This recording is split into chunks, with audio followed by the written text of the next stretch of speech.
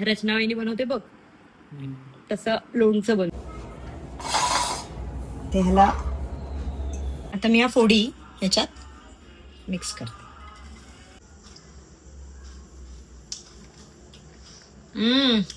मस्त. नमस्कार मंडळी, मी धनश्री. किचन्स अँड कल्चर या युट्यूब चॅनेलवर आपले स्वागत आहे. काय बनवतेस?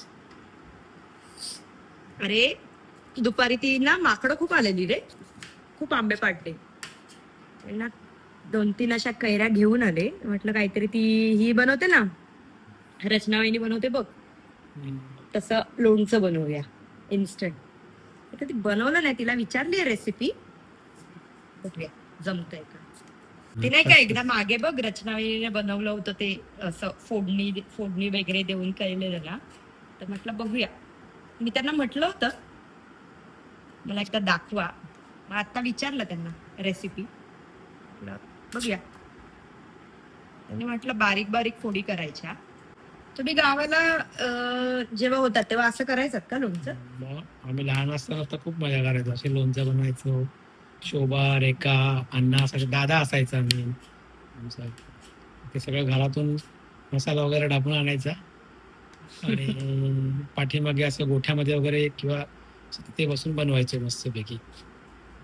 पण तुला माहिती आहे सत्यम, आता आपण ना म्हणजे मुंबईत राहून आपण हा गावचा फील घेतोय ना, खरंच खूप मस्त वाटते रे. केवढी आंबे ह्यांची माकडांची टोळी आलेली, केवढे आंबे पडले माहितीये, 7-8 तरी आंबे पडले. कोण कोण गोळा करून घेऊन पण गेले.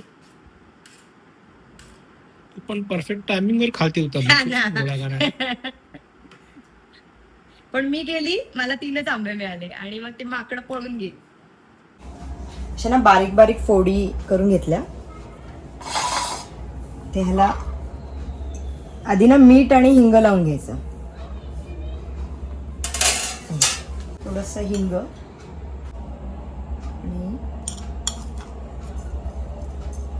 मीठ चांगलं चोळायचं. हे हिंग आणि मीठ लावून चांगलं चोळायचं.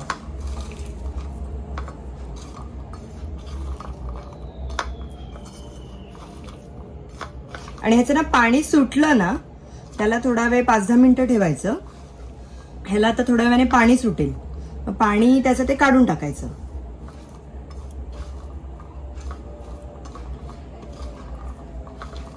आता हे असंच राहू दे थोडा वेळ. हे बघ, हे ना मी ताट काय केलं ना, असं थोडं तिरकं ठेवलंय, म्हणजे त्याच्यातलं जे मिठाचं पाणी आहे ना, ते सगळं असं खाली ओझरलंय. ते काढायला पण जरा इझी आहे.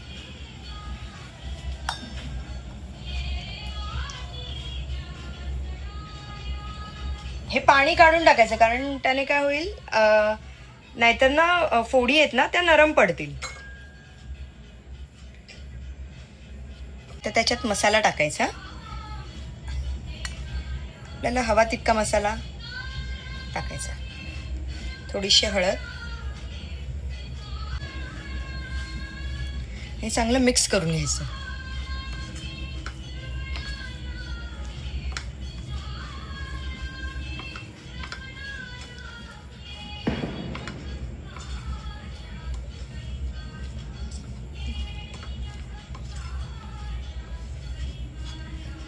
या रेवा तिरीच्या बसणाऱ्या, मिक्स करून घेतलंय.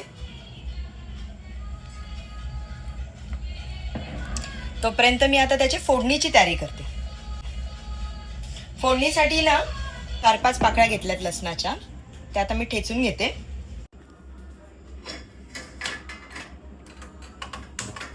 तेल,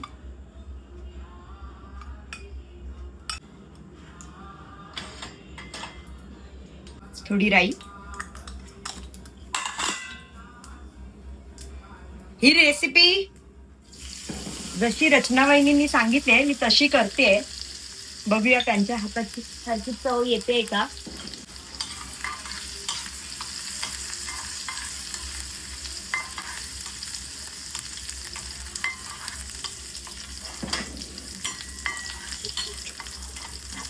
गॅस बंद करायचा.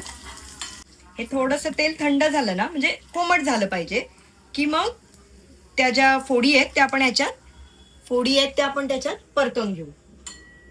थोडंसं थंड होऊ दे. आता हे तेल ना थोडं थंड झालंय. आता मी या फोडी ह्याच्यात मिक्स करते.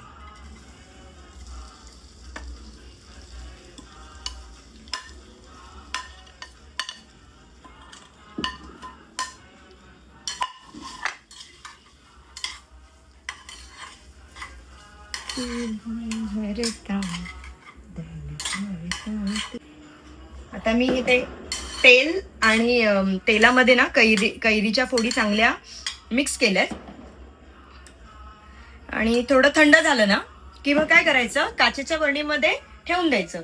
हे साधारण हे लोणचं आहे ना साधारण 7 ते 8 दिवस बाहेर तसं टिकतं. आपल्याला वाटलं तर आपण ते फ्रीजमध्येही ठेवू शकतो, म्हणजे मी तरी ठेवते.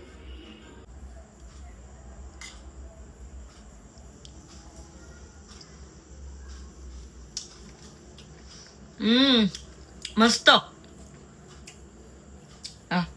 छान झाले.